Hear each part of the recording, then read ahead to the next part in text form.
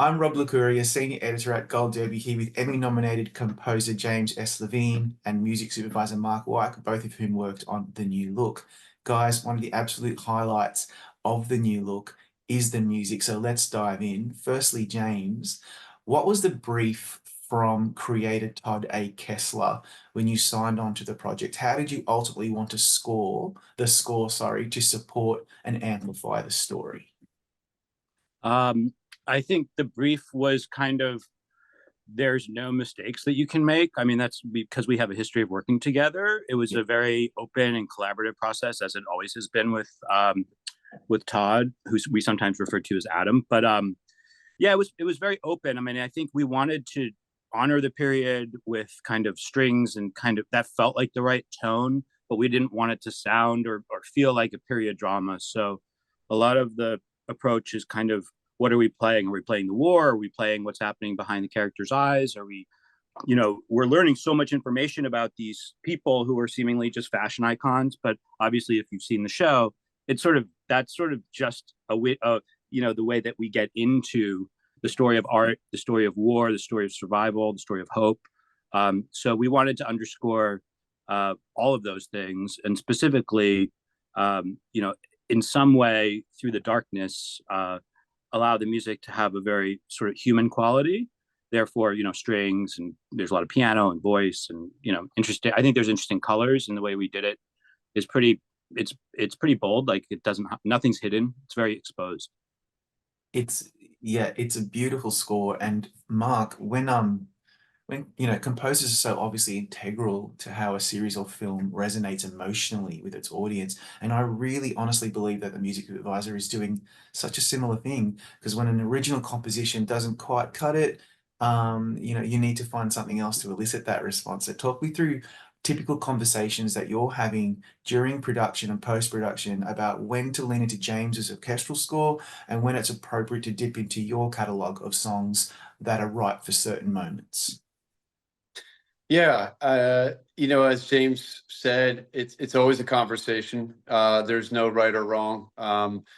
Working with Adam is always, we're always trying to push the boundaries wherever we can, not for just that sake, but for what's right. So we usually find by carving away sort of space, creating space, and finding what doesn't work allows us to figure out what works, if you can think of it that way. But yeah, there's moments where, I think the approach is always very minimal. That's one thing. Adam likes to look at cuts actually just muted with no sound, nothing, just dialogue and picture. And then we kind of start, even though we may have temped the whole thing and have a whole package of music and ideas, he likes to look at things very like bare bones. So we kind of go from there and then just test ideas. And there's moments, I mean, again, having worked with Adam for several years, I mean, 15 plus years, we know where we like to go. We know the shorthand of communication. So there's moments right away I'm like, oh, I think we need to start looking for something here that's a song situation.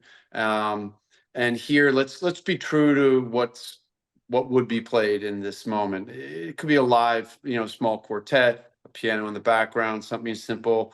And then occasionally, like, we'll have a conversation where, like, what score is going to work. Like in the last episode, there was a moment when when Dior is starting to look at all the dresses but before they go to this last show, and that was a moment where it was a toss-up in the beginning. I had a song that I thought I loved for it, and Adam was like, I'm open to it. Let's check it out. And Jimmy had come up with this very playful piece, and it was just sort of went down. We looked at everything down to the wire. Literally on the dub stage, it was like, let's just go with the score on that moment. Yeah. So those things happen. Another moment where, go ahead. Yeah. No, that piece, the scene you're talking about, that was like, I took the sort of the main Dior theme and created this like super, fast, energetic version of it that we had never heard before, and nothing had been written that way really for the show. Like it was super major, like which we hadn't done, all these changes happened. So it was cool. So we did, it, like Mark's saying, it really was down to the wire, literally. Yeah. Yeah, Wow. a lot of mixed stage decisions. But you know, there was stuff that lived in cuts where there were songs and we kind of stuck with it. And Adam is open to that. You know, you know, if you say to him like, "This is the vision I have," he's very open. Like, how would it play? And you know, sometimes I'll cut it and give it to our music editor, or I'll give them to our music editor and she'll cut it. But it's a very fluid conversation. It's interesting because you both worked with Todd, who you're referring to as Adam, and Todd A. Kessler. His beautiful work on Damages and Bloodline, you're both involved in that. And by the way, James, your score for Damages, I still listen to this day, and that is my favorite theme song of all time, honestly. Thank you. Speaking of theme songs, this main title theme from the new look is beautiful. It boasts this gorgeous, I guess you could say, solo staccato violin arrangement that transition into this more fulsome melody that perfectly sets the tone, I think, for what we're about to embark on. What were you really trying to go for with the theme? It's very important to set the tone. Everything you just said. I mean, really, I'm glad. No, I mean, it was tricky, you know, because really, fortunately, like I had written a few themes and a theme that really stuck before we were starting to work on the main title. And I mean, this is the longest show or project I've worked on in terms of duration for the amount of material that went out. We were trying, you know, visually, I was just trying to score the visual, like what we were seeing. And we were so deep, you know, Mark and Adam and I, like, we were so into the story and so connected that I wanted to say all of the things about the show. You know, we start with the brutality of war, you know, and then we go into this idea of creation, as a means of survival and ultimately hope for the future.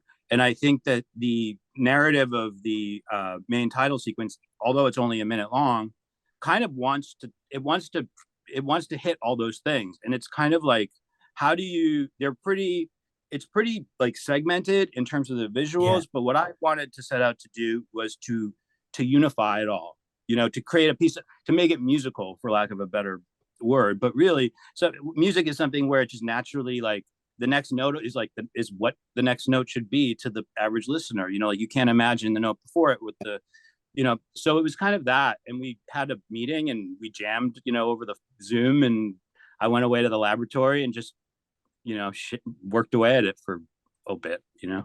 Yeah, I can imagine. It's jolting and interesting, and it's something that I Yeah. haven't really quite heard before. And that's what I'm. You know, you have those shows where you never skip the intro, right? Like Yeah. for example, Succession. Never skip Yeah. that intro Succession. Yeah. Yeah. ever. Yeah. This is one of those two. I will never skip Oh, the. thanks, man. It's Yeah, I beautiful. mean, we want, you know, it's like, it's fun when you get the chance to really go for it. And that's what Mark and I keep referring to, is like, you know, he's like, I want to just like, Adam's not straight up the middle. So he'll never say, I want you to know what that show is from the other room. You know, some people say that, like when you're listening, but I know we were like, I wanted this to be like, as soon as you hear the first two chords, you know, the show. And, you know, so you know what's coming.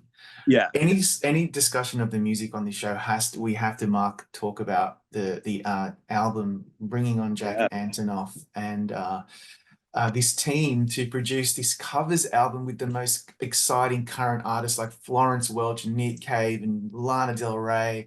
What was behind this innovative way of giving these old classics a new lease of life in this show? It was an evolution of ideas. It started with Jack became part of the conversation when we were talking about composers. You know, I was experimenting with temp stuff, and then at that point talking to Jimmy, because Jimmy had a lot of great temp stuff from his previous catalog that I thought was appropriate for this. And at the same time, Apple had introduced us to Jack, and it was kind of an open situation, but it was as a composer, and Adam and I discussed at length, and it just felt like bringing on someone who had, even though he's exceedingly talented, but as a composer, not as experienced. This was going to be a huge undertaking, and we knew we needed a veteran on this. And so that's when I said, why don't we ask him if he would use his, the skills that we know he's tried and true on, and maybe record songs for us. And we always like to record songs or have songs for our ending, like we did with Bloodline, for example. But we know that real estate has now been shrunk to 15 seconds, so it's a lot of money spent on a very short use. It's sad, but happens. So we were experimenting with ideas how to extend that, get more bang for the buck. If we're going to do a song, so we talked about recording a song. How about a song that's a period song? That's where we started talking about period, because we were talking about even like urban artists, like hip hop. Like, do we just start dropping in hip hop songs, like, because of all these designers now have been sort of co-opted over the years? So it just felt like, nah, that's kind of forcing it. It's kind of maybe too much of a juxtaposition. And then Jack was very open about recording songs. He was like, yeah, I'm cool with it. It sounds great. Wow. And covers, let's do covers. And so and then he had already recorded some instrumental ideas that were just ideas, and which we thought were really interesting. And those ideas became the sort of basis for how he wrote those songs or recorded the songs, where he would go into some of those recordings with this sort of palette and idea, and then have the singers just put their stamp on top. A couple other times he did it where they were collaborations, but we really let him go with it, and just run with it. And so, we obviously the other concern was, how is the score going to meet the song? Can we overlap the song and put it over picture? Maybe we can put more elements of the song throughout this episode. And this is where Adam came up with the idea of grabbing a melody from the song, the melody, and sprinkle it into the score throughout the episode. Yeah. And then maybe have someone hum, maybe some vocal, non-lyrical humming of the song. And it sort of just evolved that way. But Jack was just sort of game to like, dude, I'll go in the studio. And he had ideas with some artists he had worked with and wanted to work with. And we had some ideas of our own, and kind of ran with it from there. I can't think of a better example recently of a show that deploys really amazing needle drops, covers that have been repurposed and rebooted for a new show, and then this beautiful score. It's a really good example of how the music supervisor, music editor, of course, who puts it all together with the soundscape, and of course the composer, can work so beautifully together. James, I really responded to the idea that during the war and the Nazi occupation of Paris, life would have been unbearable, that it was drab and scarce, and they didn't know that there was going to be an end to this. This was their life, and it was kind of miserable and sad, and a lot of that anxiety is reflected in your score. There's a lot of tension in there, and it's quite melancholy. Talk me through what you were going for in supporting that particular element of the story, particularly early on in the series. I wanted, sometimes, talking about music is sort of like talking about, what a potato tastes like, a different, but I, like, always, my goal is to really personalize my music and to become a character myself. And so everything you're saying, like the uncertainty, like I want to like live in that space and like sit in the studio until I find a sound or a combination of sounds or instrument or a melody or a series of notes that kind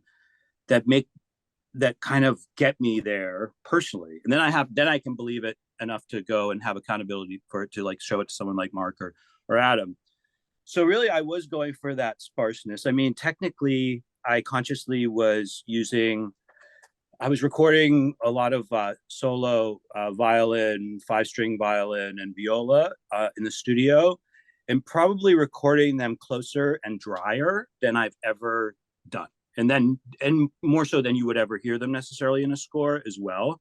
And so I wanted to have this like eerie closeness, like where you're not so close that you can't listen to it, but you're not so far back that it's like, what a beautiful melody, so have that, like, make people sit in the in between, which is the discomfort, And I, as a concept, I wanted to record my instruments that way. So as the show, like, for example, I'm glad you pick up on that in the earlier, like the first 3-4 episodes, because suddenly at episode 4 or 5, I start pushing the strings back and further away from the microphone, and adjusting the reverbs and sort of my studio tricks, so that things are starting to feel a little bit more relaxed. And like, we're learning about Catherine, so maybe we get a little closer. And then, and that became a way to kind of score what you're saying, that discomfort and that tension, without, doing the obvious that people have done before. Like, I think it sounds different, like you said. And it's really, I mean, it's the work, but it's also a testament to Adam and Mark being brave enough to be like, let's do that. And, and taking, like, using vocals, and like, I took vocals and I built like these beds, with, all the studio stuff behind me, that kind of thread it so perfectly. They make it human, they make it feminine, but at the same time, it's scary, and it's sort of trying to reflect, like I said, what's happening and where the characters sit in discomfort. That Fascinating. Yeah, it's some beautiful work, guys. I really appreciate your insight today, and thank you very much for your time this afternoon on The New Look. Thank you.